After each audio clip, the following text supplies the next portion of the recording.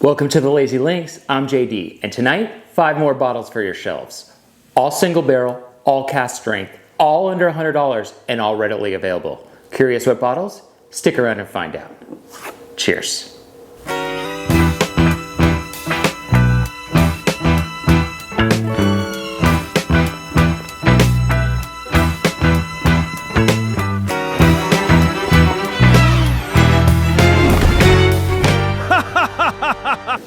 And we're back. All right, tonight, the single barrels, cask strength. These were last week's, these were all small batch, under $100. Tonight, single barrel, all under $100, cask strength. So, I was watching an old post from Bourbon Notes, Kevin at Bourbon Notes, and he was talking about baseline and credibility bourbons. And this first one on this list is for sure my baseline. This is the bottle in which I compare all other bottles of bourbon or whiskey, whatever you want to call it. So let's get into this one. First,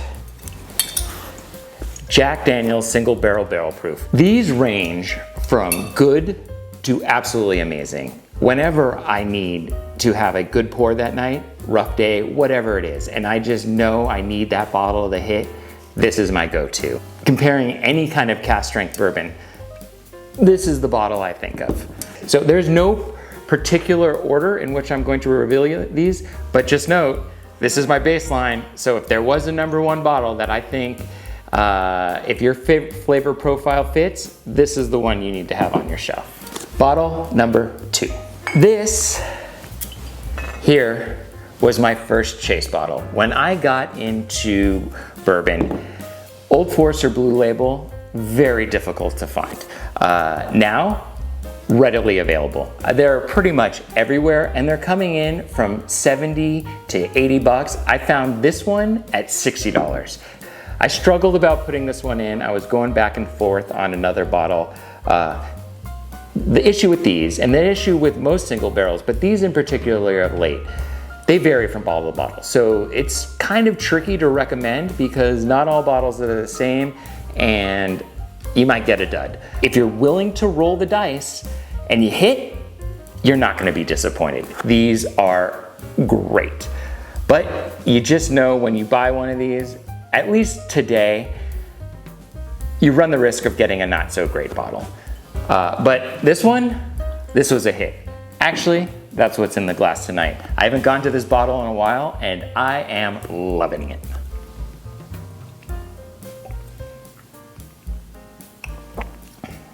Yeah. That's a good one. All right, bottle number 3. New Riff, single barrel, cask strength. These bad boys are delicious. If you can find one, the age stated 6 years, even better. These come in from like $45 to $55 and up to $70 for the age stated. I think they might be a little slept on at the moment, but I don't think that's gonna last long. I have not come across a bad bottle of New Riff, and even the single barrels, they have all been pretty fantastic for me, but this age stated 6 years that I picked up in Virginia ABC, this is something special. This is the second bottle I have of this, and I would say so far in 2026, this particular bottle can rival any other whiskey I've tried this year. We'll see at the end of the year when I kind of figure out what my number one bourbon for 2026 is, but man, was I absolutely crushing this when I was in Virginia last month. Fantastic bottle. Don't sleep on these guys. Bottle number 4. I'm going to my cheater bottle. I did say we're doing all cask strength. Russell's Reserve Private Selection, not cask strength. But it has earned a spot on any list when discussing a single barrel because these bottles are fantastic. Some of them, like all single barrels, better than others. Some people enjoy chasing the warehouses. I like looking for the Camp Nelsons. Other people like looking for the Tyrones, but it's hard to find a bad bottle of these. They're all pretty good. They might be a little bit more difficult to find, but they're not that hard to find. If you want one, you're gonna find one unless you're in a controlled state. But these are absolutely spectacular bottles and deserve a spot on this list, whether they are cask strength or not. I mean, look, it's a respectable 110 proof, and to be honest, didn't love Wild Turkey right when I got into the bourbon game, but man, if it's not one of my favorite distilleries now, fantastic products. Like, they are really something special. And I think I watched the documentary last night on Eddie Russell, and I think that's what inspired me to make sure this bottle was on this list, because man, is that just not a fun family? I mean, Eddie, Jimmy, and Bruce, what a whiskey legacy they got going on there. All right, bottle number 5. I think this bottle here is the introduction to most people on single barrel cask strength. This Knob Creek, don't sleep on this one. It is another great bottle. Is it as good as the rest of these? In my opinion, no, but definitely very approachable if you're getting into cask strength, and they're pretty delicious.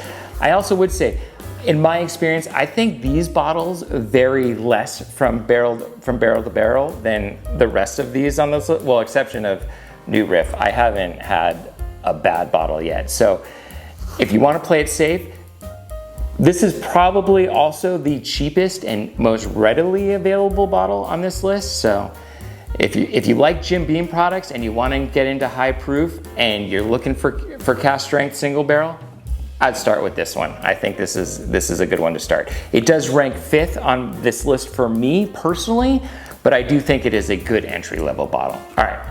Last week when we did small batch cask strength bottles, I had one bonus bottle for you. Tonight, because I can't make up my mind, we got 2 bonus bottles. All right, starting off with Rare Character. I love Rare Character. These single barrels, I have about 10 of them, and 9 of them hit hard. One is a decent bottle, but probably not gonna go back to it all that often. But the other 9 are pretty delicious bottles. I do like them. I think they look good on a shelf. I like the different art. Some of it might be a little hit or miss, and I'm not spending $1,000 on I Got That Dog in Me bottle, but other than that, if you can find that bottle at under $100, I really feel like it's a must purchase. At least for me, it is, because these are really good. At Rare Character, they really pick some special barrels. So yeah, Rare Character. You see those guys? This particular bottle, Las Vegas, liquor lineup, right? Yeah, liquor lineup. This might be my favorite one. This bottle, I hope they still have it available. Going back to Vegas soon, and if I could get a backup bottle of that will make the trip. Not sure, we'll see. All right, bonus bottle number 2. Another cheater bottle, not cask strength, but a respectable 114 proof. This single barrel bottle, it might not be around for very much longer. It was a little hard to find earlier in the year. Now I'm seeing it more and more places at $50 MSRP. So if you find it at that price, I think this is an automatic buy. Not only is the whiskey inside the bottle pretty dang good, but man, if this is not the sexiest bottle for me on 2026, like, I don't know what is. I just find this bottle to be classy, and I love seeing it when I walk by my bookshelf, and it's just sitting there. The bottle, I'd buy it just for the bottle alone. But bonus, the whiskey is good too. All right, 2 things, like always. 1, if you're into 70s music at all, or just looking for something a little different, please check out my uncle's band on Spotify, Hamilton, Joe, Frank, and Reynolds. I don't think it will disappoint if you're into that kind of music. Number 2, the golf. Today, we are going to play hole number 18 at Rancho Park. Now, it's hilarious that this golf course is on GS Pro, but That golf course holds a special place in my heart. It was the first golf course I ever broke 80 on, although I haven't played it in 25, 30 years, only because I can't stomach the 6-hour rounds out there now. But we played that in tournament play a ton in high school. And when I was a junior golfer growing up, hole 18, which was hole 9 in 1961 when Arnold Palmer played in the Los Angeles Open, there is a plaque on that hole dedicated to Arnold Palmer, who in the LA Open that year made a 12 by hitting 4 balls out of bounds. Later, he was asked, how do you make a 12 on that hole? And he answered with, because I missed the putt for 11, which one of my favorite golf quotes of all time. But thinking about that plaque, and it really resonated with me as a junior golfer. If the greatest golfer of his era can make a 12 on a hole, of course I'm capable of doing it, and it really brought me back into the present when I was struggling in golf. If good players can play bad holes, so can I. And it could relieve a lot of the pressure off of me. And I really took that plaque to heart, and I think about it a lot, and I think about Arnold Palmer a lot, and I love that golf course, even though I haven't stepped foot on the property in forever. So with that said, I will see you in the simulator.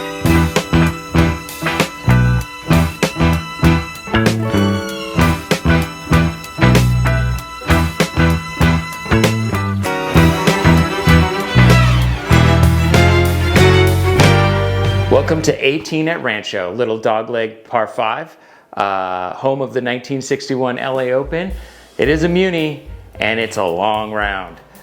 We got 476 yards, so it's not that long. All right, if we could start it at the right corner of that trap with a little draw, take it around the corner.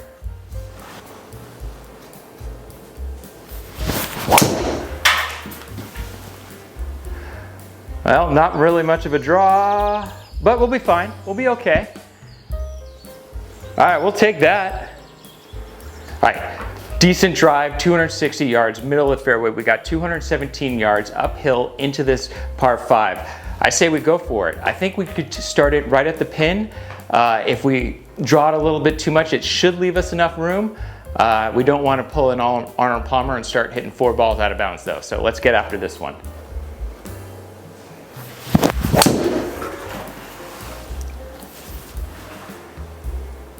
All right, not bad. Take that one. Woo!